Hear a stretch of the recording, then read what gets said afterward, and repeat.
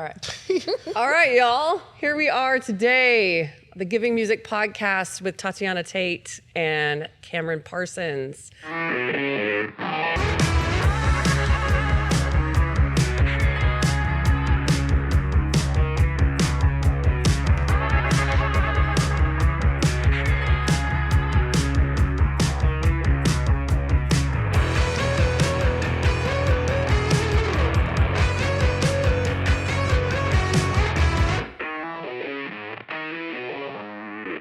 All right, y'all. Here we are today, the Giving Music podcast with Tatiana Tate and Cameron Parsons. Welcome, y'all.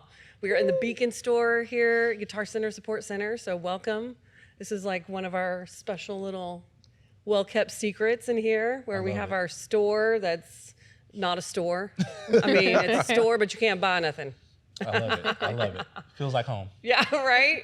So, so I'm just excited to chat with you. Thank you for schlepping all the way up here. I appreciate that. Absolutely. And I'm really excited about hearing more about your programs and all that. But so right now, Tatiana Tate, trumpet extraordinaire.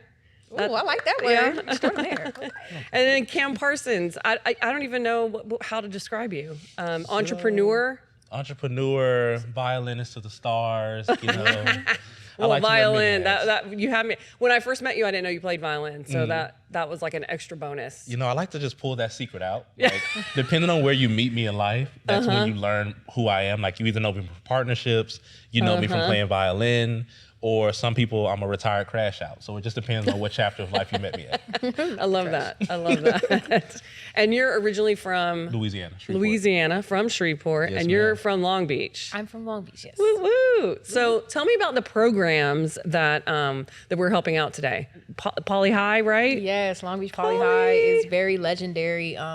Some amazing artists you think of when you think of Long Beach scene, Long Beach musicians. You think of Snoop Dogg. You know, you think of Jarius Mosey on guitar, and it's just a rich culture and a rich community, and I'm really excited. I was telling him, I'm glad I don't have to be old and retired in order to give back. So this is like a really exciting moment to give back to the people that directly impacted my career. So it's cool. That is awesome. Absolutely. That is awesome. And then it's Booker T. Washington? Yeah, so a portion of my company, Collective 25, is called the 1111 Foundation. Oh, okay. And that's what anything that deals with philanthropy, with children, with music, youth, mentorship, fighting the homeless crisis will all fit under the 1111 Foundation. Got it. And thankfully, after I partnered with you all, I was able to give back to, like, 95% of my family went to this specific high school, Booker T. Washington.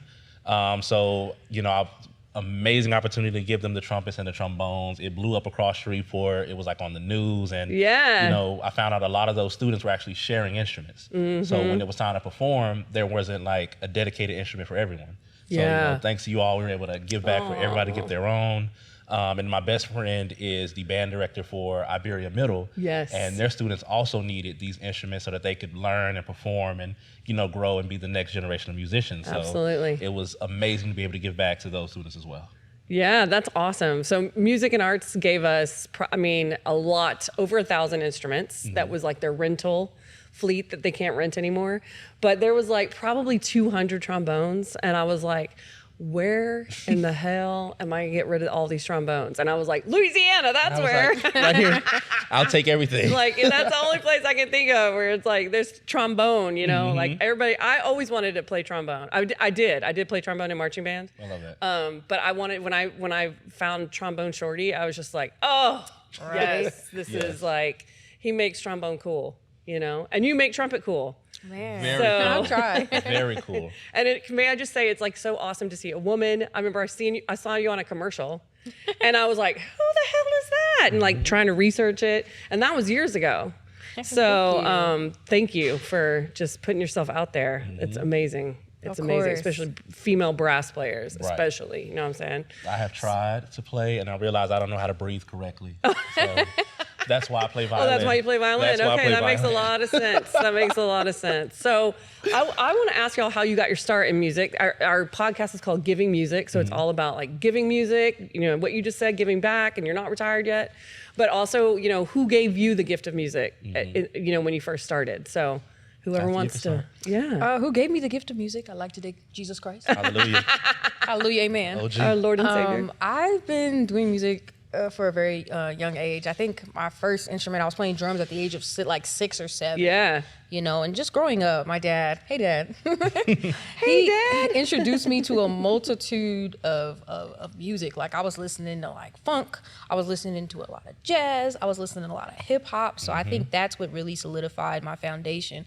But I think what really got me going was my older brother. So, you know, he was playing drums. We're 3 years apart. So he was playing drums in the local Boys and Girls Club, right? Okay. And so I wasn't playing any instruments yet.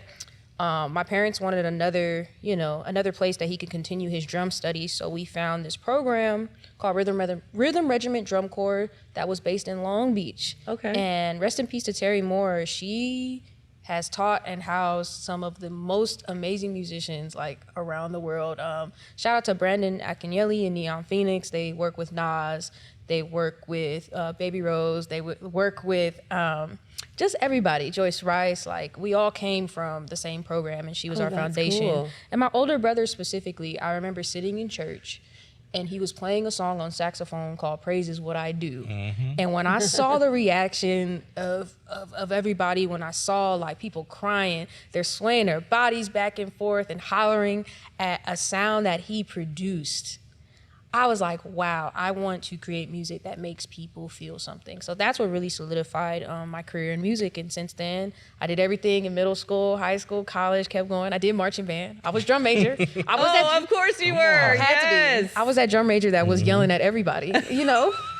That's awesome. And so, yeah, I've been doing everything professionally and just trying to like remind people that at the end of the day, your gift is a gift from above, and you continue to be a vessel. Because a lot of people don't understand, you know, being in the States, it's an honor and privilege to be able to share our gifts. And then being in Los Angeles, there are so many avenues, so many niches. You can literally do anything in LA versus Agreed. other places. So I'm just fortunate to be able to just keep going and share my gift. And what was it about the trumpet that caught your eye? Because I know you were a drummer, so.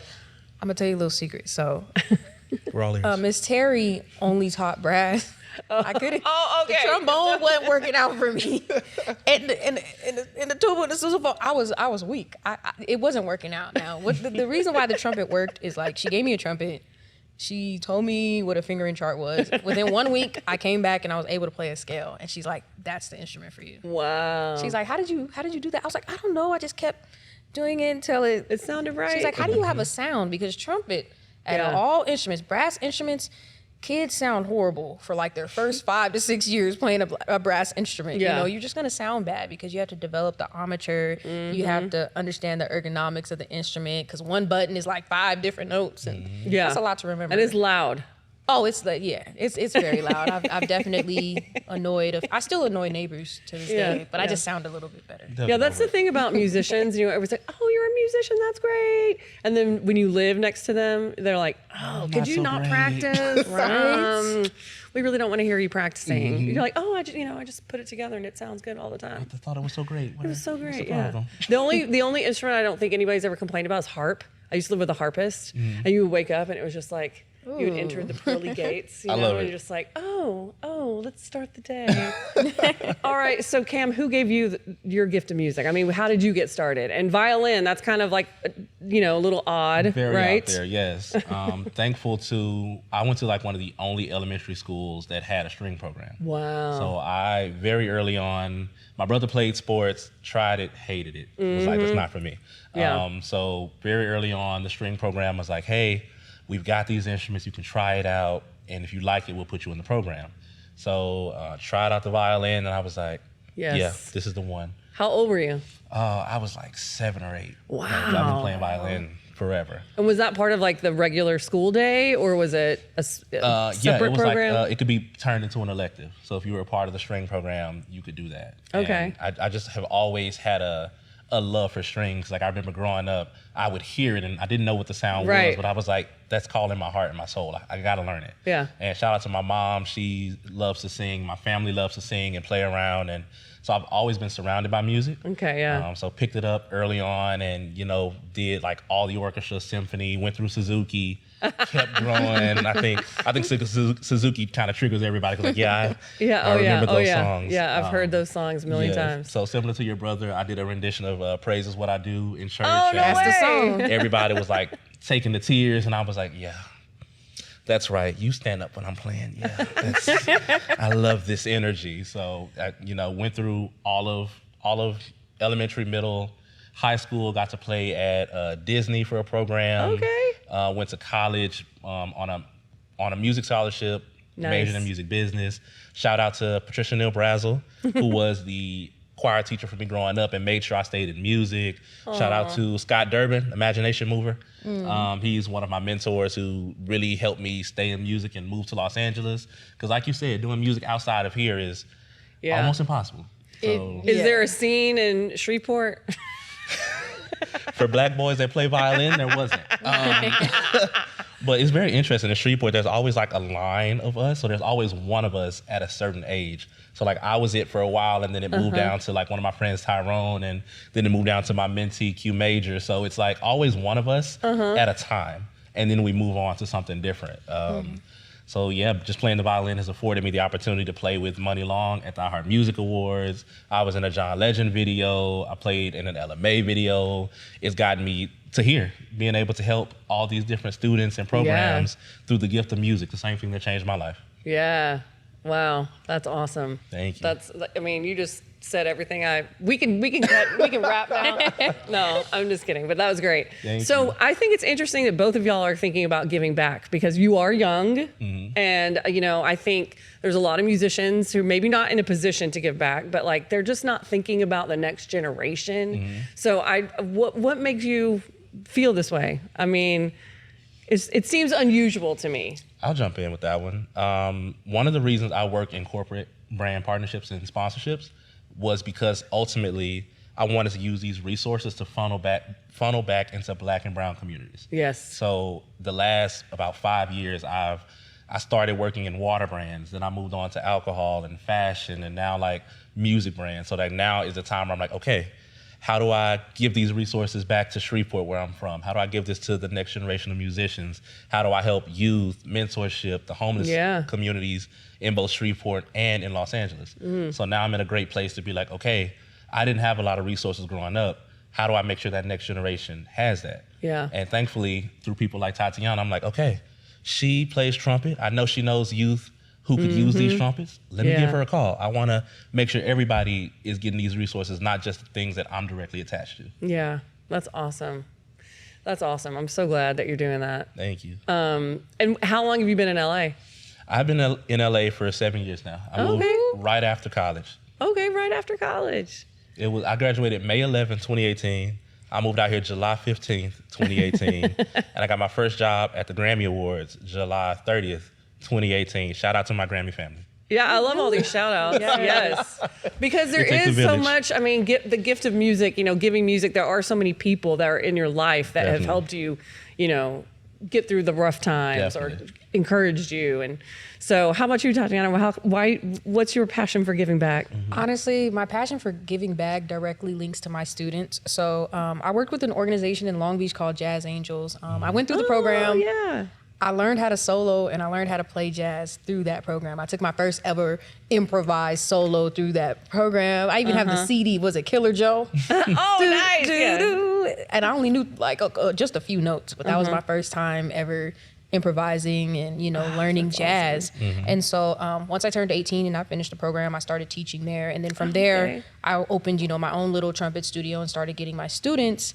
Once I started, really communicating with a lot of my students, because the age gap is not really that far for me versus my teacher would have maybe 20 to 30 years in gap versus me and my students. And one of my students that I'm really tight with, she's 18, and I realized I'm like, we're close. If she's 18, I'm 26. That's a very close age gap. Yeah. And through talking to her, I understand that mentorship is something that's lacking in the music community. And I blame a lot of that on social media and just the way that we navigate artists. Like students aren't going outside, going to jam sessions. Students aren't learning from their predecessors, they're learning on YouTube, and that's as much education and experience as you get. And the reason why we have such, timeless music, we have these amazing stars, amazing classics, is because, in order to get the full embodiment of like your musical artistry, it's not just the music, it's not the playing, it's like the experience. So you have to go, you have to sit under your elders and like learn. And so shout out to my student Tia. She's amazing. I call her Michelle Davis because there's not a lot of women who play trumpet. And I tell her she's gonna work hard. She gonna be the next big thing. Yeah. So then I can retire. Yeah. But yeah, after speaking with her, I would ask her. I was like, "Have you been to a real jam?" She's like, "No, I've never been to she hasn't been to a real jam before. Not just your friends, but like jamming with people who are better than you, people who have more knowledge than you, and just understanding, navigating the gig scene." I was like, "Do you know how much you should be charging for a gig? Do you know what type of questions you need to ask a venue owner? Do you know what kind of equipment you might need to set up?" And it's just like those little things is what you learn, from your elders. And my older brother would help me when I first started gigging. Okay, this is what you need to do. These are the songs you need to play. He'd help me put together solos when I only knew like 4 or 5 notes. He's like, "This is what you're gonna play. Play it 2 times. Play it backwards. Play it forwards. Play it in 2 different keys, and you can work doing that." So that's why I want to give back, to make sure that the next generation, had what I had, because I feel like there's like a gap that's starting to form that I kind of want to close. Yeah, that's interesting. I hadn't thought about that. And are there places for for kids to go jam? There's not. A lot of these places, you have to be 21 and up. And there's some organizations, the Just Jazz Foundation, they host a jam in Little Tokyo where they, every month, where they bring different artists to, jam with the kids. But in terms of a space where you can learn, it's not the same. And to be real, I was sneaking in to places like Roxanne's and stuff like that when I was like 16 and 17. But sneaking into places now is a lot harder. Yeah. It's a lot harder to do that, and you shouldn't do that. But, we should have places where students can actually learn and develop. And YouTube University is not going to make you the best musician that you want to be. So. Yeah, that's a really good point. I hadn't even thought about that, but yeah. And I find that it's very intimidating to go to jams. How do you get past that? Honestly, I'm gonna keep it real. I'm not gonna say who this person is. Yeah, you know this story. So anyways, I went to a jam and a certain person made me cry. Now, mind you, what they were doing wasn't anything hurtful or harmful. I was just intimidated being in the space so young. And I feel like the only way to overcome it is do it. But I feel like it's easier to overcome a situation when you have someone with you, So I tell my student, I said, "I'll come with you to the jam. I'll play first, then you play after me." Yeah. You know what I'm saying? Like creating that environment, especially in LA. Like LA is very, unforgiving. You go to a jam, sometimes people will vibe you, give you the look. Yes. So it's kind of hard as instrumentalists, they're like, okay, here they go. Singers want to hog the mic, and then you don't want to get mad at the singer. It's just a lot of elements. Yes. So I think the only way to get over it is to just do it. Just do it. I think that's such an interesting take, because on my side, I'm like a 6'2" bigger guy. Yeah. So when I walk into the space, I'm never intimidated. I think I kind of do the intimidating, and they're like, "Okay, what's this guy's going to do?" And I put out a violin, and they're like, "Okay, what is this guy going to do? What does this look like?" So then when I start jamming, they're like, "Yeah, we need him back." Yeah, that's the vibe. So I love, I've always been confident in my skill level. Like I've been playing my whole life, so I'm very, I have no confusion about how good I am. So when I'm in that space, I know I'm probably going to be the only violinist. Right, so you can almost get away. Exactly. So I have to have a certain level of, I'm opening the door for other string players in the crowd who want to do this. Absolutely. So it's always been, it's been fun being like a black man playing violin, because we're such a niche community, but we're out there. So I love, supporting other musicians. I love being the one to bring my violin to the group and play it and say, "Hey, if anybody else plays violin, want to jam, it's already plugged in. Come on, let's do the thing." So I think it's interesting how like our experience is kind of different, but we still in there. And it's still it's a lot of dudes, honestly. Yeah. So I think as a woman, it's even, I feel doubly intimidated, and playing a weird instrument, oboe. So, right. Oh, oboe, come on. Yeah. Well, at least, nobody's ever seen or heard it, so you can get away with a lot more. That's how I would always get through my anxiety about it. That's how an oboe jams. Yeah. Hey, groovy. Interesting. But I just think, it's still very male dominated. How do you deal with that? Honestly, I'm not even gonna hold you. Even to this day, like as much success as I've had, I still get a little bit taken aback, especially like, hey, darling, are you gonna sing? I'm like, you see this giant suitcase on my back talking about, are you gonna sing? Yes. And I'm just like, you don't know.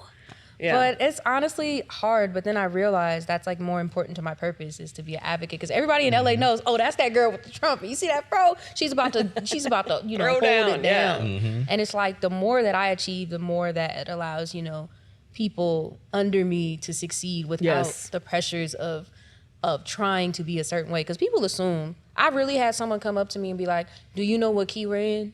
Do you need help with the microphone to put on your horn, to put on your bell? Do you need help with these things? And I'm like, I just walked into your room and you're asking me, do I need assistance on things that I've been doing my entire life? And it's just those little nuances and those little microaggressions, they do hurt, but at the same time, it's like, that just pushes me to just do what I do and do it at the highest level. Because people know when they call me, I'm gonna look the part, I'm gonna play the part, and I'm gonna make sure myself and everyone around me has a good time. Yeah. So, you know. Yeah. I think that's an important thing to like also just speak on in general. Like for everybody watching this, man, it's important that we take the time to protect women in spaces, in all creative spaces. I personally, I love to invite women to everything. Like if we're going to a session, if we're jamming, I'm always that first person. Let's see what she got. I brought my friend so she can come perform and she can come do this, because the notion is I'm a man. Of course, I'm supposed to own the room, but there's people way more talented than me. There's people who have been doing things that I can't even think. I can't even breathe trying to play some of these brands, but she makes it sing and literally can change your life. So I think as men, it's important that we open these doors and don't try to gatekeep certain things because women are interested or want to be in this field. Yeah, thank you for that. Because a lot of times we won't speak up. So, it takes somebody saying like, oh, what do you think, Exactly. So thank you. And I don't mind, I don't mind bringing anybody with me. I was like, yo, Tatiana does the things. I want her to be here. I want her to be interviewed. No, she can have taking instruments. me everywhere. Where the money's at. I said, woo, thank you. I even host a dinner for Black and BIPOC executives in entertainment. Oh, and right on. it was literally just men and women from all spaces, musicians, executives, people from like Amazon Music, the Grammys, Twitch, musicians. And it was just a safe space for everybody to come in and say, hey, collaborate, chat, enjoy this dinner, and let's talk each about other. Literally, it's about supporting and building that community. So, just being an advocate is something that I find super important, especially in this industry. Yeah, we need more of views. We need more views. I'm working on it. I met you at a networking event. Yes. And I didn't know you played the violin. It's like one of those tricks I like to pull No, out. but to me, like, I felt like once you told me that, I was like, I get you. You know what I mean? Like, I know what you've played and what, it's like, I get you and I get you, like musicians. Definitely. Anyway, I'm just like, yeah. So tell me about some of the bands that you play in. Some of the bands. Because you do a lot of different things. You have your own thing. A lot of. So just break it all down for us. Okay, just break it all down. Okay, so on top of being a trumpet player, I'm a music contractor, so I put bands together. Oh, okay. I have my own horn section we contract out. So we're called Melanin Horns. We all have afros and we play horn. What's that Instagram? At Melanin Horns. IG. Okay. He always keeping me together. Is it all females? It's two guys and me. Okay. My brothers, so we all play together. Oh, it's your brothers. Yeah, and so we work with artists such as we work with LMA, DJ Mustard, Ione. We just got off the road with Macklemore, so that's like that's a conglomerate of me. Then I have my own personal band and my own music. And is it jazz or? You know what? I can't be put in a box. Okay. I play a little bit of everything. Yes. I'm starting off swinging, and we're ending the set stomping to some funk. I like to play everything. I feel like because of my amazing upbringing of being, just, filled with so much music, I have an appreciation for all styles of music, and I'm going to be that person. Oh, she had a funk album? She got a yodeling album? She just yodeling and then playing trumpet at the same time. Can you yodel? Yes and no, and I will not be do this here. This is such a side quest. But I was playing at Common Space Brewery, and they wanted like a Dixieland band, and then they had a yodeling competition, and then I won, and they gave me like 4 cases of like 12 packs of beer. But that was a long time ago. But That was a great moment for me. Oh my God, I would love to yodel. Yeah. I would love to you yodel. You just gotta, you know. You gotta just practice it. I mean, I don't feel like it comes naturally. Not to me either. You just gotta ease into it. But just a lot of the regular things I do. I've done a lot of work with Jazz is Dead, with Adrian Young and Ali Shaheed Muhammad. And yeah, I'm kind of just everywhere. I dig that. Do you sing as well? I sing a little bit, like just a little taste, you know, just enough. I can hold notes. Yeah. But I'm not Beyonce, nowhere near, you know, just under. Just under that, yeah. Yeah, just under that. True. So you don't consider yourself a jazz trumpeter? you know what's so funny? I don't, but I do. I mean, I love jazz. That's my foundation. Some of my favorite horn players are jazz artists, but I'm just a trumpet player. Yeah. You know, I'm just someone who likes the trumpet to sound pretty. Yes. And that could be, you know, that could be jazz, that could be R&B, that could be hip hop. Lately, I've been in a hip hop bag. Like I've been playing with a lot of rappers lately. Okay. And you know, I'm just a trumpet player. I don't. You know what? I love that. I do, because I feel like, you know, I think we think about instrumentalists and we always want to put them in a jazz box because that's what we're used to. And that's the only thing that they teach you. Go to school, you get either in jazz or you can learn classical, and then they expect you to develop a career off of that, and then, you know. And then you don't play either one of those things most of the time. And 80% of us are broke trying to figure out what is going on with our lives. So, you know, I consider myself a genre-bending artist, and because of that, I have worked with everybody from the likes of Stevie Wonder, Doechii, to Dave Blunt's, if y'all are familiar with the YNs. I can't believe I said YNs. Absolutely. But, you know, because I don't limit myself, I could play with any and everybody. And so No, that's important. Yeah, musicians, learn everything. Bebop, this is my quote. Yeah. Bebop doesn't pay the bills, okay? They ain't paying you to swing no more, okay? Yeah, it's very true. It's very true. So where can we hear you playing? Where can you hear me playing? I'm everywhere. You might see me on the corner. Truly, you walk outside and she got the trumpet just prepared. I mean, literally, I was in front of John Muir High School at 9:30 just playing. Yeah, exactly. While the people on bicycles are just sitting there and then riding around. Honestly, I'm kind of just everywhere. That's awesome. Everywhere. But cool thing, I didn't even get to tell you yet. I'm going to New Orleans for the first. I think I did tell you. I'm going to New Orleans for the first time. So when I say like, it's a trumpet player's rite of passage. Oh my God. I'm so excited. I will be on some corner with some band, with somebody, immersing myself with the culture. Yes. Oh my God. I'm so excited for you. I'm excited That's like too. one of my favorite places, well, if not the favorite place. With the best musicians like in the world. I'm sure you know people. Spot. Because if you don't, I'm like, I want to introduce you to this person and this person and this person. There's so much amazing music that's happening in New Orleans. Like, y'all know the Roots of Music? Have you heard of them? Yeah. Oh my God, I love what they're doing. I mean, I wanted to make marching band sexy in LA because I feel like there's some pockets in some schools, but most of the schools don't have good band programs anymore. You know, they killed it in the 80s and it never really came back. But that's what I love about New Orleans is that everybody's playing a horn. You know what I mean? right? Horn is king over there. Yes, and it's sexy and everybody loves it. And I'm just, oh my God, I'm so excited for you. Oh, I'm so excited for you. There's so much. Oh, the music and the food. I'm about to be put into an intellectual coma because I'm just like music, and food. I'm just eating and playing and eating and playing and eating. Exactly. That's pretty much what you're going to be doing. I'm excited for you. Me too. I can't believe you've never been there. Okay, well, let's talk about Long Beach though, because I feel like Long Beach is such an interesting, you know, mecca in Los Angeles, but people don't really think about it. I mean, when you say I'm from Long Beach, do you ever say I'm from LA? Oh, no. A big thing.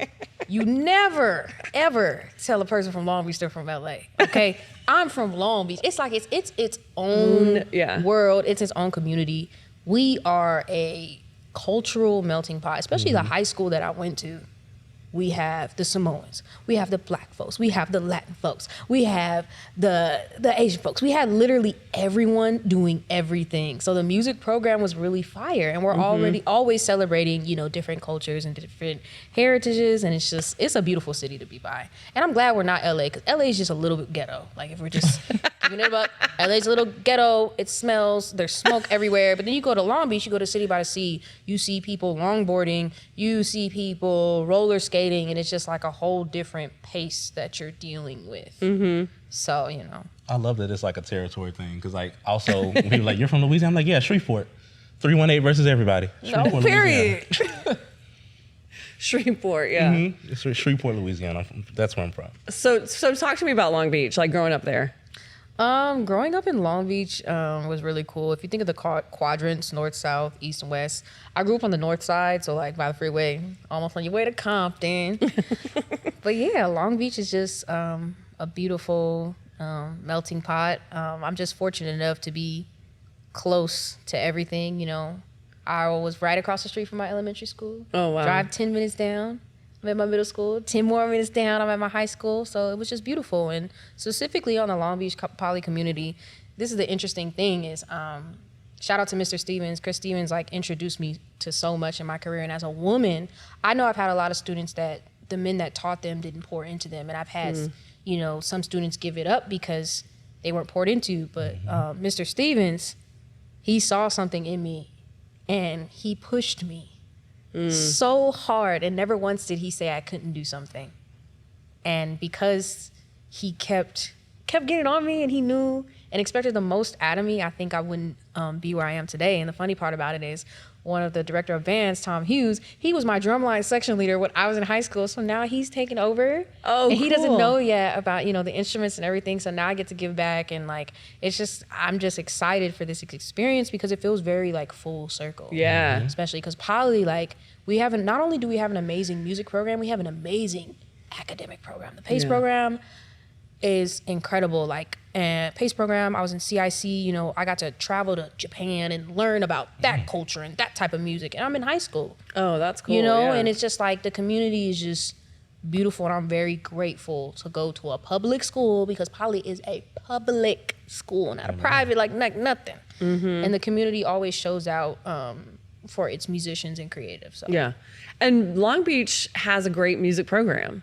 Like, it's one of the schools that, I mean, it still has music in the school, in the school day. Music in the schools, music in the school day, especially with collaboration with like Jazz Angels, and there's other music programs in Long Beach. Cal State Long Beach is incredible.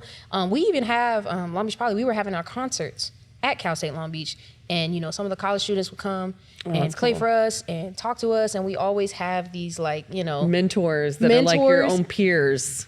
And interlocking that was always happening, and I think that's what keeps getting, you know, the kids inspired about, you know, what's going on and doing more. Well, and just quality, having quality music, that's what people want to be a part of. If it sucks, you're not like, oh, I want to be in the band. You don't want to carry that instrument. Yeah, and then just quality music and quality instruments, because, I mean, I know, you know, imagine you got a violin and no bow. How you going to play? Squeaking away. Just squeaking and queaking. Yeah, or maybe it doesn't stay in tune. I know I used to have that problem with violins. Yeah, the peg used to stay slipping. Like, if you got a cheap instrument, you might as well not even play. So what does music mean to y'all? Oh, my God. Music is everything to me. Like, I contribute the best relationships, the best people I've met, my family connections, my friends, even this experience here. Music has brought me, like, I always tell people, I feel like my life is the mix between a Tyler Perry movie and a Hallmark movie. And, you know, I exhibit like main character energy all the time. So like, I'm always hearing music, I'm arranging, I'm creating, you know, on top of violin, I also play piano and a little guitar. So it's allowed my brain to like fully function. It's allowed me to meet the best people and travel. I don't think there's not many people from where I'm from or from like certain parts of these underserved communities who get these same opportunities. And music, as much as I want to say I found music, I believe music found me and allowed me to operate in my gift that God gave me. Yeah. Operating in your gift. He's just he's great. Like, every time you say something, I'm like, okay, we can rap now. No, but what does music mean to you, Tatiana? Music means money. I'm just playing. Listen, Yeah. talk about I feel like Talk about it. music to me means freedom. I feel like I am my most authentic self. I feel very light when I'm playing my horn. I think music honestly saved my life when I feel like misunderstood, when I feel frustrated, when I feel tired, when I feel hungry. I don't know, whatever emotion I'm having, once I pull it into the music, I feel like music makes life make sense. So that's kind of what it means to me. you know, I feel like music is a tool. Like we're able to, you know, you can change someone's life off of one note. You can change their perspective. You can change how they feel about themselves. You can change how they feel about the people in the world around them over something that just comes to us naturally. So that's kind of what music means to me. It's like a really powerful tool that I can use and that we all can use to like change the world. Yeah. And I feel like that's what educators need to let students know, because they even said people who are musicians, people who are musically inclined are smarter. Some of our top creatives, some of our top people in government are also musicians. What's his name? Bill Clinton? Wasn't he playing the saxophone? That's what I'm saying. I'm not saying Bill Clinton's our best and brightest, but I'm just saying. I'm just trying to make the links. Yeah. But even for one of my teachers, Kai Palmer, he has an electrical engineering degree, and he also plays trumpet. He's phenomenal in like two totally various different things. Yes. And it's just like, you know, I would love if they studied more about like left side and right side of the brain and how like the music contributes to like the art to contribute to the mathematics, because I see something with people who, when they really push the music, they're also like excelling in a lot of other areas. So, yeah. What advice would you give young women like yourself who maybe want to get into music, or, you know, maybe they're afraid, or what advice would you give them? I feel like we are in the era of the woman, you know. Amen. Throughout history, we have been disrespected. We have been pushed to the bottom of the barrel. But I feel like right now, people are listening to the woman. I want any woman to take up space. Take up as much space as you can, and don't be afraid to like shine your light. And sometimes when your light is shining, some people will feel intimidated by you. Some people will try to hurt you because you have something that they don't have. And that means you have to just even like push harder. And like being a woman is a superpower in itself. You know, because it's like as women, like we just have this essence that the men just don't have. You know what I'm saying? We're just special. I'm just happy to be a woman, and I'm happy to be a woman today. I'm happy to be a Black woman specifically, and you know, just know that like, you know, your magic is important, and if you want to pursue music, I think in order to pursue music, sometimes you have to be prepared to sacrifice yourself. You know, and sacrifice, you know, sometimes it's hard. Sometimes you cry. Sometimes you're frustrated. But when you understand like how your gift can change people, it makes everything worth it. It makes everything worth it. So that's all. That was beautiful. Thank you. We back it up. Yeah.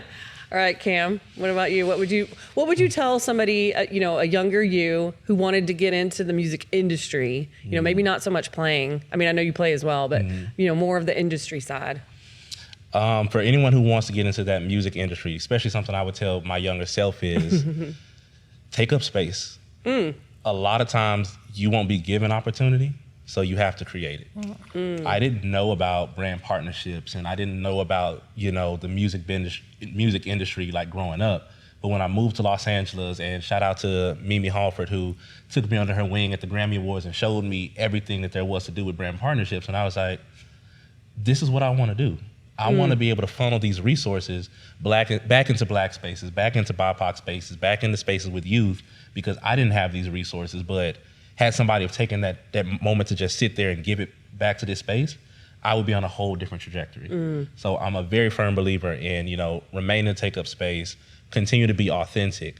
And even on, you know, the musician side, to the young Black boys out there, if you want something, say no to everything that isn't that.